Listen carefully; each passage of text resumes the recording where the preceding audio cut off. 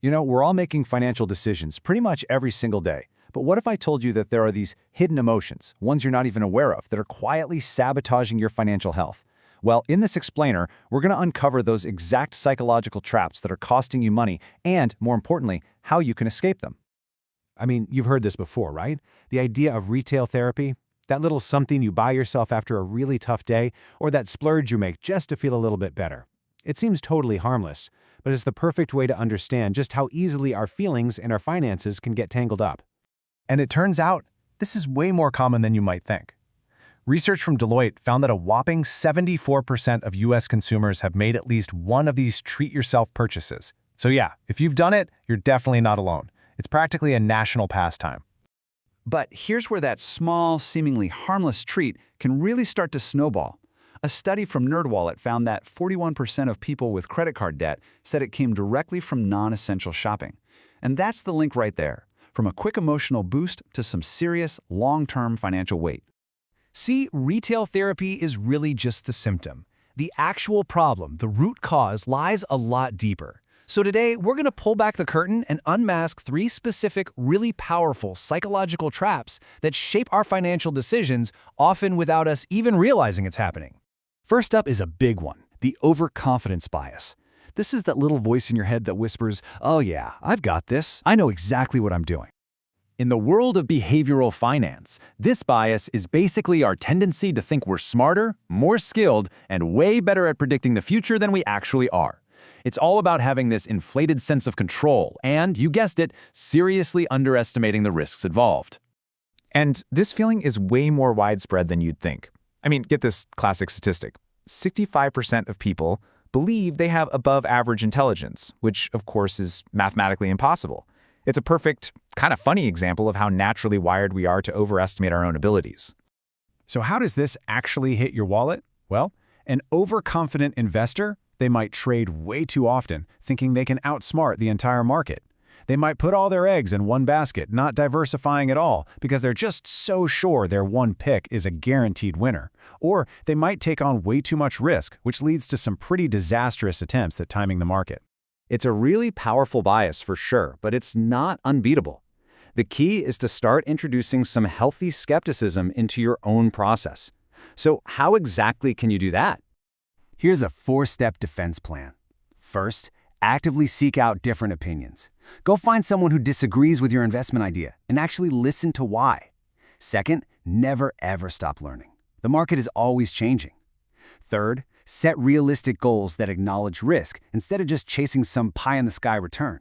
And finally, just practice a little self-awareness. Get in the habit of asking yourself, wait a minute, is this confidence or is this overconfidence?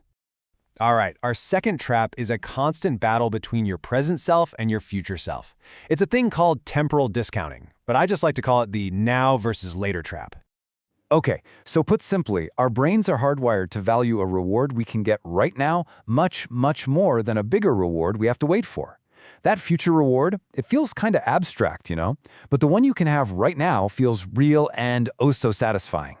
And this plays out all the time in our financial lives. We're constantly faced with this choice between a small, immediate reward, like spending a bonus right away or selling a stock for a quick, tiny profit, and a much larger, delayed reward, like actually saving for retirement or holding an investment for that long-term growth. Our natural bias is always pushing us toward that instant gratification. So how do we give our future self a fighting chance here? How can we resist that really tempting siren song of, "I want it now"?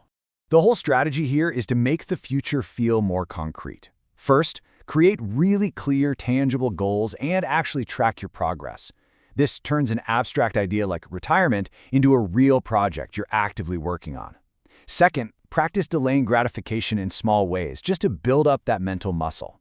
And third, find an accountability partner, a friend, a financial advisor, whoever, who can help keep you focused on that long-term prize. Our third and final trap is driven by what might be the most powerful emotion of all when it comes to money: fear. Specifically, the intense fear of losing what you already have. This is called loss aversion, and psychologically speaking, the pain we feel from a loss is way more intense. We're talking about twice as powerful as the pleasure we feel from an equivalent gain. That potential downside just feels so much bigger and scarier in our minds. Think about it this way. How would you feel if you just found $100 on the street? Pretty great, right? Now, how would you feel if you realized you'd lost $100? Yeah, for most of us, the sting of that loss is so much more intense than the joy of the gain. That's loss aversion, right there in action. And this fear can be financially paralyzing. It can make you avoid perfectly sensible, logical investments just because there's some risk of loss. It can cause you to sacrifice huge potential gains. And worst of all, it can lead to panic selling right at the bottom of a market downturn, which is the absolute worst time to sell. So the real challenge is to separate your emotions from your strategy. How can you make decisions based on logic and your plan instead of a gut reaction driven by fear? Here's the game plan. First, if you're feeling nervous, just start small. Use lower stakes investments to build up your confidence. Second, and this is absolutely crucial, create a rational trading strategy before you invest a single dollar, and then you have to stick to it. Finally, use strategic asset allocation.